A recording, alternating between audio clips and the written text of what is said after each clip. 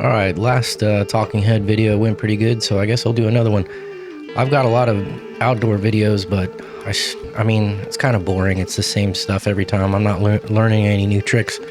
So how about an indoor video? So it's a little bit sketchy. It's a lot sketchier than it looks like on video here, flying this thing indoors. I know it's just a whoop, and I've flown bigger quads indoors. I've actually flown I've flown two 4-inches indoors without prop guards or anything, but this thing doesn't have very good throttle resolution. Like I was saying in the last talking head video, it's a power whoop. It's got a lot of juice. 2S. Excuse me. So with that much power on tap, you're gonna suffer a lot from throttle resolution. You're gonna have a very little range on your transmitter, on your throttle stick, to play with to try to get the hovering down. I mean, I guess if I was flying faster and doing crazier tricks, it would matter less, but I've never flown this thing indoors before, so what I needed was as much throttle resolution as possible, and I don't quite have it. I don't know if I did this before this video or after. I went into my Radio Master Boxer and set up some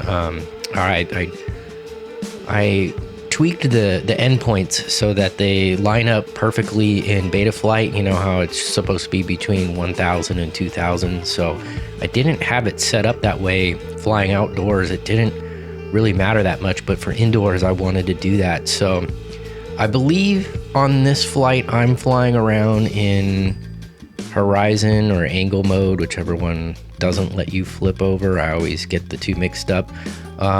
The reason I did that is I was just scared to fly acro indoors. You can see I just decided to get my little loop going on here. The other thing I needed to do is I needed to trim out the accelerometer, I guess, is what tries to keep it level in horizon or angle mode. I needed trim.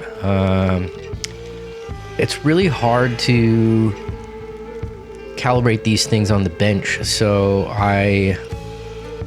maybe I didn't record it, or maybe I did it for the second flight coming up that I'll narrate, but I needed to trim it out, and then it got way better. I mean, without the trim, without it being perfectly centered, like in a hover, without touching the sticks, it's actually really hard to fly because this thing just wants to drift and go. So that was difficult. I probably should have turned the fan off when trying to learn how to fly in the house for the first time, but I managed. I'm used to flying in the wind outdoors.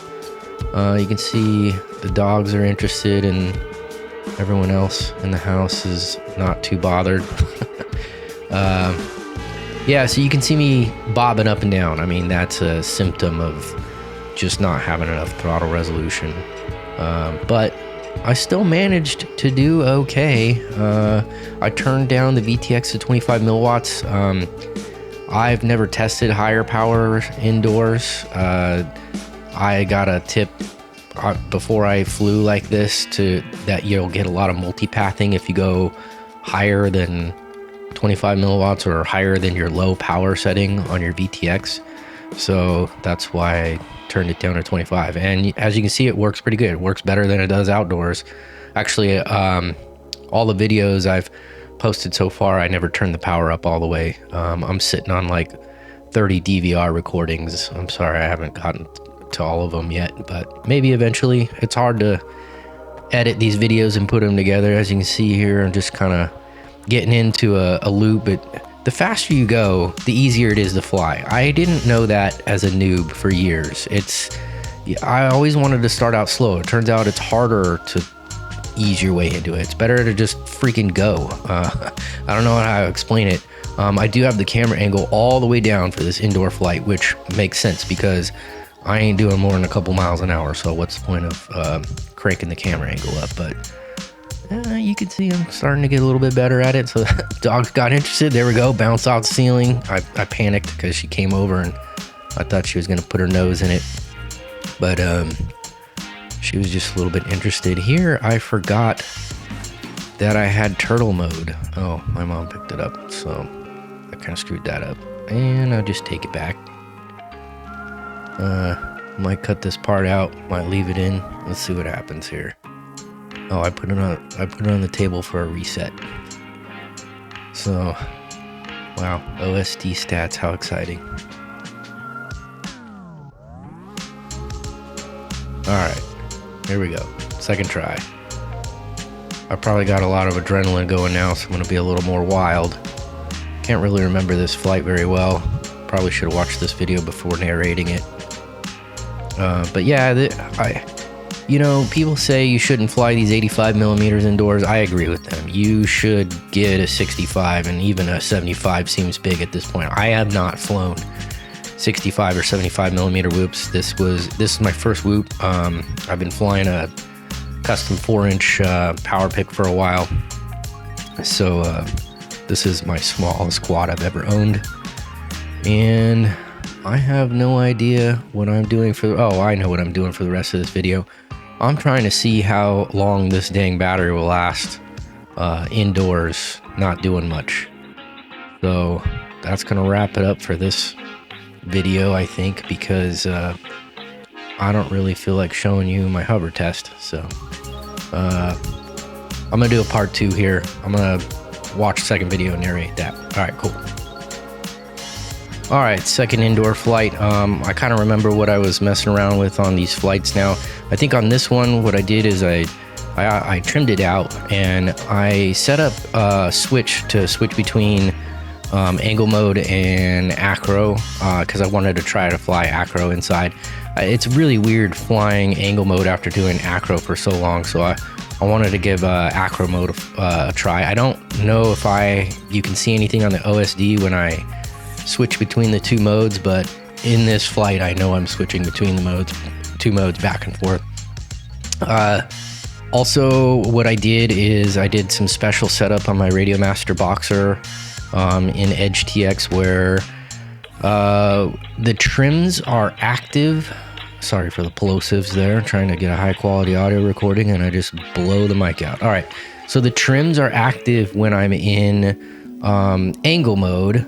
So it'll level itself out, but you don't want trims in acro mode because then it's fighting your stick inputs. You want 0 stick inputs. There's no point in having trims in acro mode. So that's what I did for this flight, which was a cool trick. I believe that was a Bardwell video that I looked up to see how to do that. So that's a pretty cool trick. So you can be totally trimmed out in angle mode, and you can hover perfectly. And that translates well to the rest of the flight, but in acro mode it disables your trims. I forget how to do it. It's kind of a little complicated setup inside the radio, but that's a cool thing to try if you ever want to try that. So as soon as it's tied to the switch that switches the modes between angle and acro, so it's all automatic. You don't have to worry about like centering out your trims and, you know, hearing the little beeps and hearing it center. But anyways, going a lot faster in this flight. As you can tell, I'm getting more comfortable. I got my little circuit down. I'm starting to feel like the other YouTubers that fly their whips indoors, which was amazing. It only took 2 flights to get this comfortable. I know I'm not doing any crazy tricks, or I'm not really hauling ass, but for me, this is pretty damn good flying. I decided to go say hi to Ginger, our older dog. She gets scared at a lot of things, but she was kind of okay watching this thing fly around. It's kind of loud indoors. 2-inch 2S motor screaming. There's the other dog wondering what we're doing. Okay, and then I got out of shape, so that was pretty cool. Now this is where I remembered that I have turtle mode, which I've never been able to use ever. I was gonna go get the quad, and then I was like, wait a second, I have turtle mode and I've never been. Oh man, I'm totally lying to you. It was a different time, so I must have crashed again. So sorry about that, but it was cool to use turtle mode for the first time somewhere later on in this flight. I don't really know what I'm doing, just checking the stats or something. All right, here we go. We're gonna go fly again and almost run into the light, so that's pretty cool. Ooh, see, I get the beginner's luck and then I start losing it, or I lose my flow and then I get all bobby up and down, shit like that. Yeah, anyways, I don't know if anything really exciting happens on the rest of this flight, but I kind of got my circuit down. Now I live in a really windy, here we go. Maybe this is where I figured out turtle mode. Let's see, I get it, and it worked really good, I gotta say. You know, spoiler alert. I don't know why I'm so excited about turtle mode. It's not that big of a deal. FPV Pilot's been using it for a million. Crash flip switch, I guess what it says in the OSD. So I was like, okay, let me just bop it around. Oh, look, it flipped. No big deal. All right, let's take off, even though we're at a really weird angle. Let's see if we can still do it. Yep, no problem. So if you ever wonder if you can crash a Mobula8, turtle mode it and keep going. I mean, it wasn't like it was a very hard crash, but I never used to be able to do that on my open prop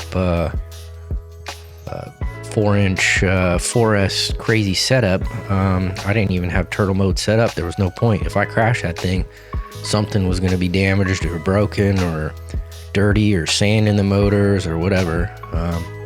Anyways, I forgot what I was talking about, but I got another little flow going on here. Oh, I was going to say, I live in a really windy place, so one of the reasons I bought this was that I could maybe fly it indoors, and turns out, yes, you can. I mean, it's not the biggest house in the world.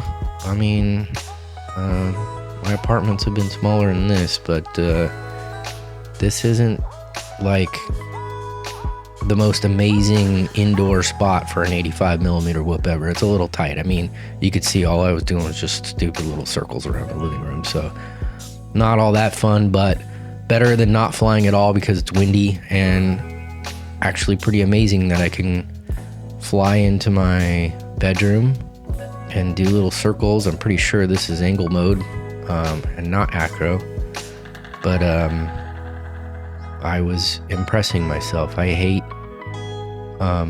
propping myself up so much like that, but not bad. So that was a pretty dang good flight for second time ever flying FPV indoors.